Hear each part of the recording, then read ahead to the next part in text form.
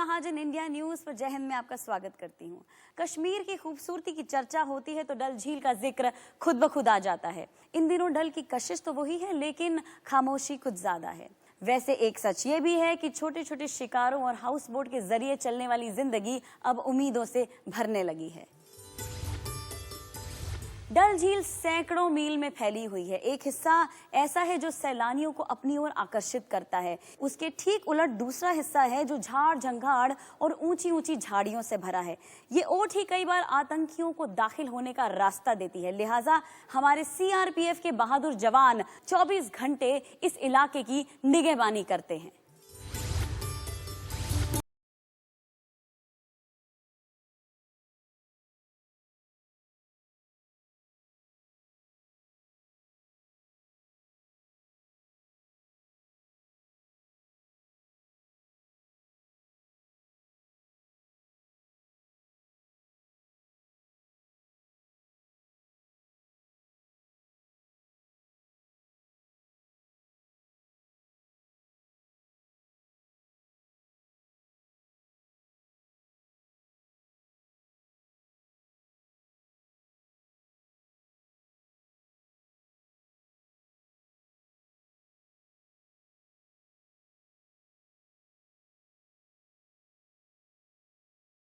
ये कश्मीर की डल झील है।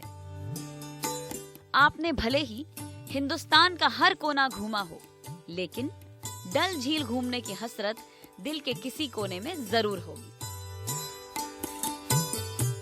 कश्मीर का ताज और श्रीनगर का दिल माने जाने वाली इस खूबसूरत डल झील में सुबह का हर नजारा कुदरत के किसी जादू से कम नहीं होता। पानी की लहरों की आवाज के बीच वो पंछियों का चहचहाना और उस पर शिकारे के चप्पू से उठती पानी के बिखरने की जादुई खनखनाहट। लगता है जैसे कुदरत की देवी यहाँ हर सुबह खुद को देखने ही आती हो। लेकिन ये डल झील आज बदनाम है, और इसे बदनाम किया है स्वार्थी सियासत ने। आज भले ही देश का हर हिंदुस्तानी अपनी जिंदगी में एक बार डल झील जरूर घूमना चाहता है, लेकिन यहाँ के बारे में फैले झूठ ने आज अधिकांश हिंदुस्तानियों के पैर में बेड़ियां डाल रखी हैं।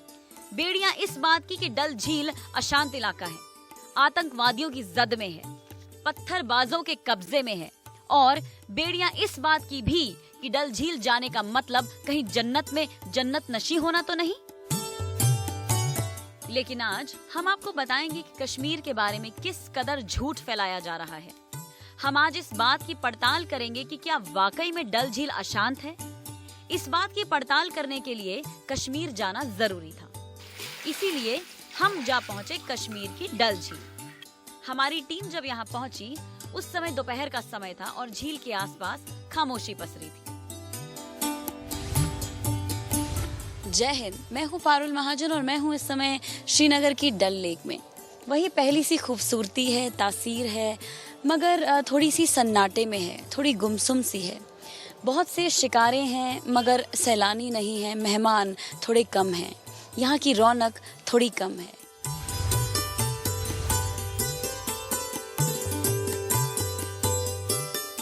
कश्मीर और खासतौर से डल झील के बारे में देश के एक सियासी तबके द्वारा लगातार एक भ्रम फैलाया जा रहा है। भ्रम ये है कि मोदी सरकार द्वारा धारा 370 हटाने के बाद कश्मीर में जिंदगी तो सुरक्षित नहीं ही है, साथ ही कश्मीरियों में गुस्सा बहुत है।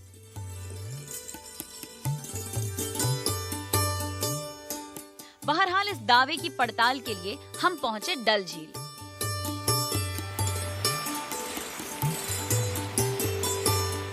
हमारे पास आपको दिखाने के लिए डल झील की तकरीबन 6 घंटे से ज्यादा की फुटेज है। वो सब हम आपको नहीं दिखा सकते क्योंकि हम यहाँ इस बात की पड़ताल करने के लिए आए थे कि क्या वाकई यहाँ जिंदगी असुरक्षित है।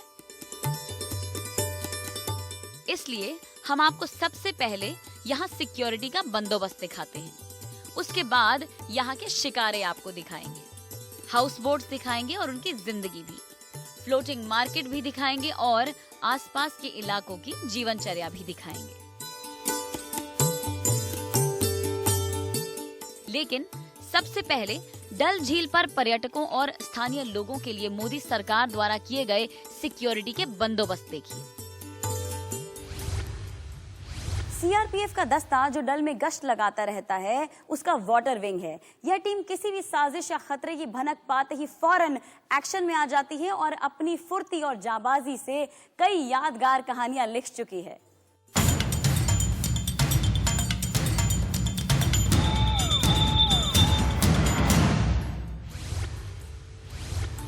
डल झील की सिक्योरिटी के लिए सीआरपीएफ की वाटर विंग तैनात है, जो किसी भी परिस्थिति से निपटने में माहिर है। हमने इन सभी सीआरपीएफ के जवानों और इनके इंचार्ज से बात की। वो बातचीत भी हम आपको सुनाएंगे, लेकिन पहले आप इन जवानों की ज़बानी ये सुनिए कि डल झील में किसी अनहोनी घटना से लेकर पाकिस्तान से हो रही घुसपैठ तक की घटना को इन्होंने कैसे हैंडल किया है। जय हिंद, मैं हूं पारुल महाजन और मैं हूं इस समय श्रीनगर की डल झील में और मेरे साथ हैं श्री एसएस नरवाल, जो कि सीआरपीएफ के वाटर विंग के इंचार्ज हैं। जितनी भी पेट्रोलिंग सीआरपीएफ इस डल झील में करती हैं वो इन्हीं की देखरेख में होती है। तो आइए इनसे जानते हैं कि क्या है कॉन्सेप्ट वाटर पेट्रोलिंग का। नमस्कार, जय हिंद। हमें बताएं कि क्या कॉन्सेप्ट है वाटर पेट्रोलिंग का। मैम, सीआरपीएफ ने 2004 में बीएसएफ से डल लेक की पेट्रोलिंग का चार्ज लिया था, वाटर विंग का चार्ज लिया था। तब से ये डल के क्षेत्र में जितने भी ऑपरेशन होते हैं वो करती है, साथ साथ डल के इलाके में पेट्रोलिंग करती है। यहीं पे बगल में आपके बिल्कुल पीछे शेर कश्मीर इंटरनेशनल कॉन्फ्रेंस सेंटर है, इसके अंदर वीवीआईपी मीटिंग्स होती हैं, इसकी सुरक्षा करती है। साथ ही साथ जितने टूरिस्ट आते हैं जिनको कोई आपदा के दौरान उनकी मदद करती है और पब्लिक के अंदर एक विश्वास कि उनकी मदद के लिए कोई भी गवर्नमेंट एजेंसी है, वो सारा काम हम करते हैं। तो ये वाटर पेट्रोलिंग की क्या ज़रूरत पड़ गई, क्या रीज़न है यहाँ पर वाटर पेट्रोलिंग करने का? मैडम, ये झील तकरीबन 24 स्क्वायर किलोमीटर के अंदर है, जिसके अंदर बीच बीच में बहुत सारी आबादी हैं और बाहर से मिसक्रिएंट्स या कोई एंटी सोशल आदमी आकर के कुछ भी हरकत करते हैं, घुसपैठिए डल झील के अंदर घुस करके वो करते हैं।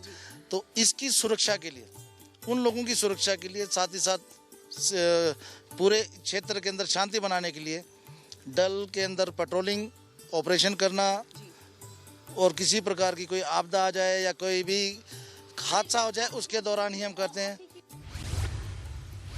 2017 का एक वाकया था जिसके अंदर ये पुलिस इनकी मोटर बोट एसोसिएशन जो आपको दिखा रहा हूँ, इसके अंदर आग लगी थी। ये तकरीबन 30% जल गई थी।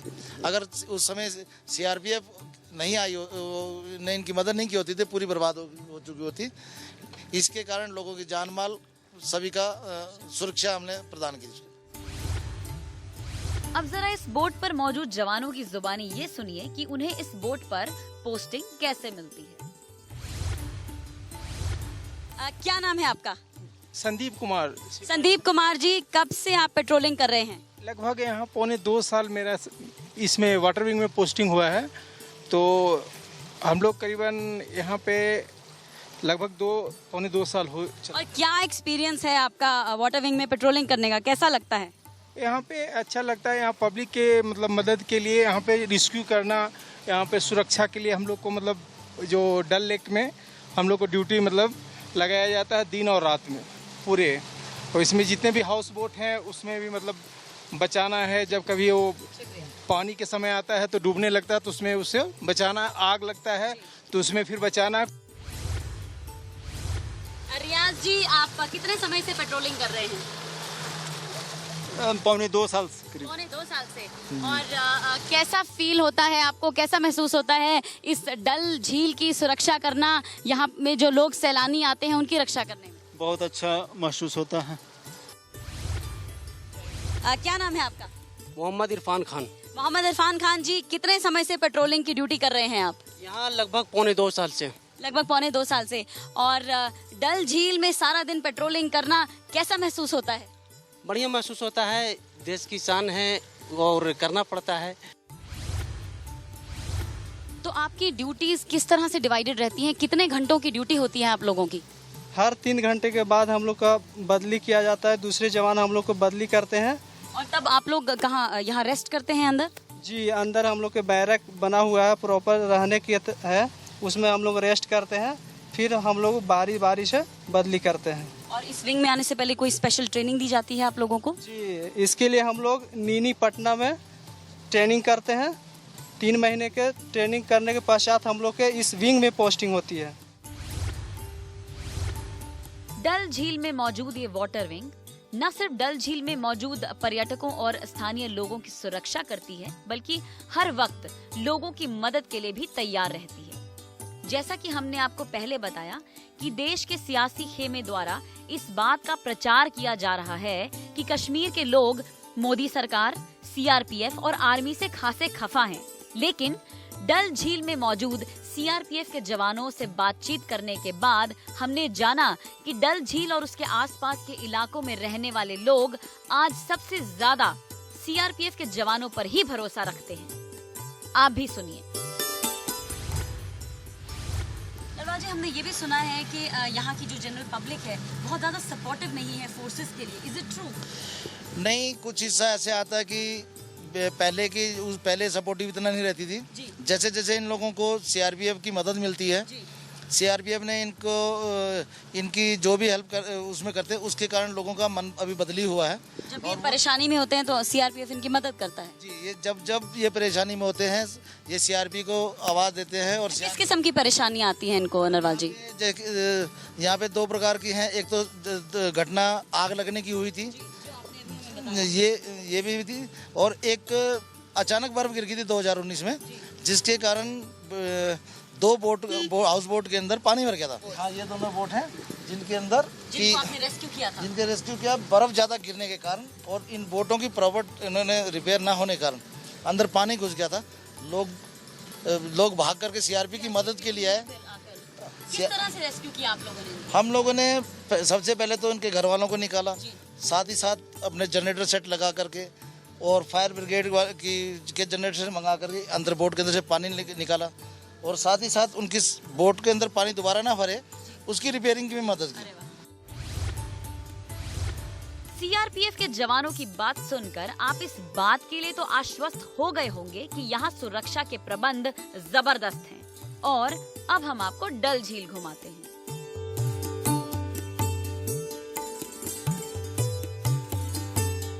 इस बात में कोई संदेह नहीं कि ये डल झील सम्मोहित करती है।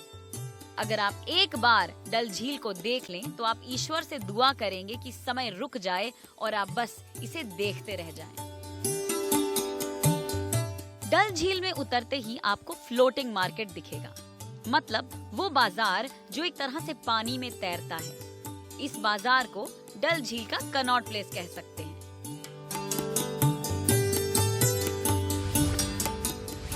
नरवाल जी, मुझे बहुत सारी दुकानें नजर आ रही हैं यहाँ इस झील में, तो क्या ये किसी किस्म की मार्केट है क्या? जी, ये कश्मीर की डल झील की फ्लोटिंग मार्केट है।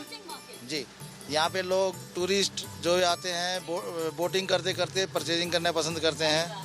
और लोकल लोग भी आते हैं या सिर्फ टूरिस्ट आते हैं परचेजिंग करने के लिए? नहीं, लोकल भी आते हैं, टूरिस्ट ज़्यादा आते हैं।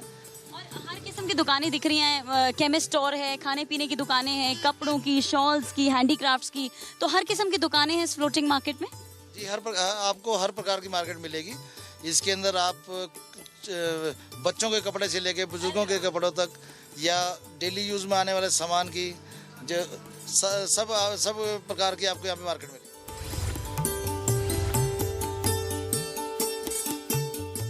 हम जब यहाँ गए थे उस समय दोपहर थी।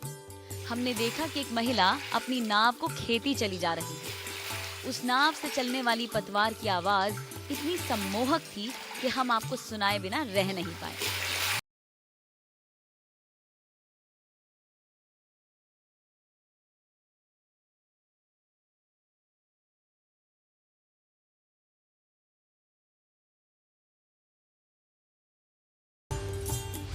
जब आप डल झील में बोट की सवारी कर रहे होंगे तो 3 तरफ से पहाड़ियां आपके लिए अपना आंचल फैलाए होंगी। लेकिन जरा रुकिए, ये सिर्फ पहाड़ियां नहीं हैं। हर पहाड़ी का अपना अलग इतिहास है, अपनी अलग कहानी है। सुनिए। ये जो दोनों पहाड़ों के बीच में जो आपको मकान दिख रहा है पीछे जी जी जी। हाँ, वो महाराजा करण सिंह का महल है। अच्छा जी। और उसी की और बाईं तरफ अगर हम करें ग्रीन छत दिख रही है, जी जो ग्रीन छत वाला जो बिल्डिंग दिख रही है, जी, वो सामने। यहाँ वो सामने, ये इनका गवर्नमेंट गेस्ट हाउस है। Government guest house. जी, जी। ओके। और बाएं की तरफ जाएंगे, जी। ऊपर वो जो पहाड़ी पे आपके ढलान पे कच्चे मकान दिखाई दे रहे हैं, जी। वो परी महल है। परी महल। जी, ये मुगलों के टाइम के बनी हुई इमारत है। राजा हरि सिंह का महल भी नजर आता है यहाँ से। जी जी, ये दोनों पहाड़ियों के बीच में है और राजा हरि सिंह का महल है। अगर आप दाहिनी तरफ देखेंगे, वो पहाड़ नज़र आ रहा है, इसको हरि सिंह फोर्ट बोलते हैं। हरि सिंह जी का किला रहा है, और इस समय इसमें गवर्नमेंट का ही, प्रशासन का ही सारा वो है, कंट्रोल है। ये सामने हमें 4 चिनार नजर आ रहा है। कहते हैं यहाँ पर 4 चिनार के पेड़ हैं, इसीलिए इसे 4 चिनार कहा जाता है। यस मैम, इसीलिए नाम इसका रखा गया है। जय हिंद। जय हिंद मैम। क्या नाम है आपका? मेरा नाम ब्रिजेंद्र कुमार वर्मा है। ब्रिजेंद्र जी, कितने समय से आप पेट्रोलिंग कर रहे हैं, डल झील की सुरक्षा कर रहे हैं? लगभग हम 2 साल से पेट्रोलिंग कर रहे हैं डल झील में। 2 साल से। और क्या आपका क्या दायित्व रहता है और कितने समय की ड्यूटी रहती है आप लोगों की? हम लोग की 3-3 घंटे की शिफ्ट रहती है, और दायित्व हमारा किसी को भी रेस्क्यू करना है, आम पब्लिक को किसी में कोई बात हो जाए तो। बेसिकली आपका दायित्व रेस्क्यू करना है। Yes ma'am. डल झील पर घूमते हुए हमें कुछ सैलानी मिले, जो देश के अलग अलग हिस्सों से आए थे। हमने इनसे भी पूछा कि क्या कश्मीर और डल झील घूमते हुए इन्हें डर लगता है। आइए डल झील पर कुछ सैलानियों से जानते हैं कि वो यहाँ पर कब आए हैं और कितनी देर तक यहाँ रुकेंगे। क्या नाम है आपका? आनंद मंगल मिश्र। आप कहाँ से आए हैं? जयपुर से। जयपुर से हैं, स्पेशली कश्मीर घूमने आए हैं। और कितने दिन के लिए आए? अभी हमको 4 दिन यहाँ हो गए, अभी हम 4 दिन और रुकेंगे यहाँ पे। अच्छा, तो आप पूरा 7-8 दिन का अपना टूर बनाकर आए हैं। बच्चों के साथ आए हैं। हाँ। बहुत कुछ हल्का सूनापन महसूस हो रहा है आपको इधर? सुना महसूस हो रहा है, ऐसा लगता है कि इतनी खूबसूरत जन्नत जो है, जहाँ पे कि पूरी दुनिया को एक ऐसा एहसास, स्वर्ग का सा एहसास दिलाती है।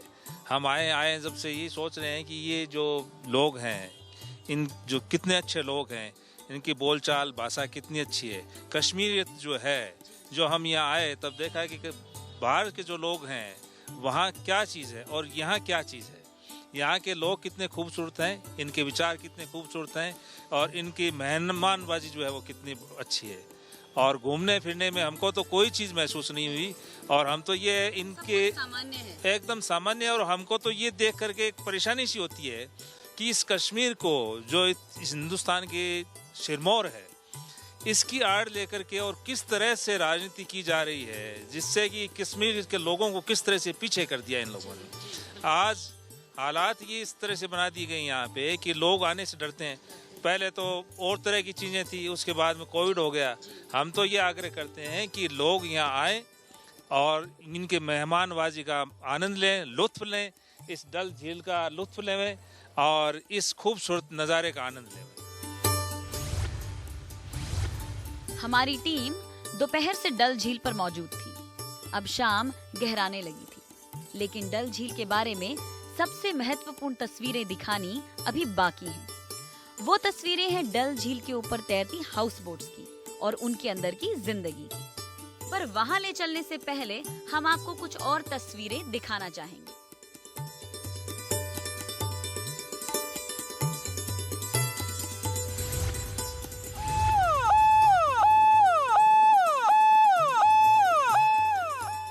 डल झील और उसके आसपास के इलाकों में घूमने के दौरान ऐसी तस्वीरें दिखनी आम बात है, और इस आम बात में खास बात यह है कि ये तस्वीरें हौसला देने वाली हैं। हौसला इस बात का कि आप बिल्कुल सुरक्षित हैं।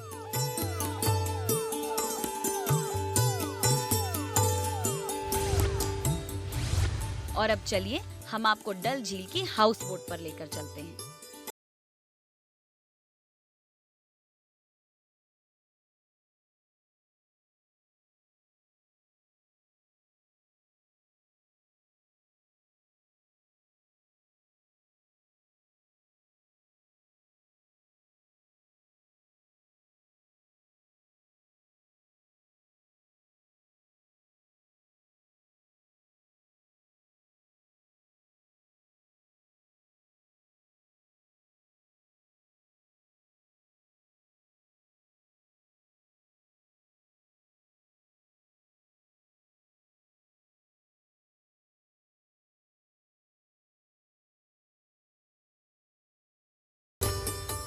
सच कहें तो श्रीनगर का आईना है डल झील। उसकी तासीर में हिंदुस्तान है और उसके पानी में गंगा जमुना का असर।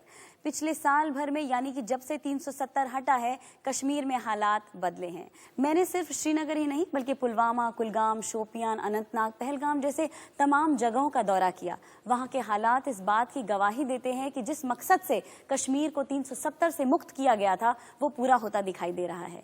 आज के लिए बस इतना ही। मेरी मुलाकात आपसे अगले एपिसोड में फिर से होगी। तब तक के लिए नमस्कार, जय हिंद।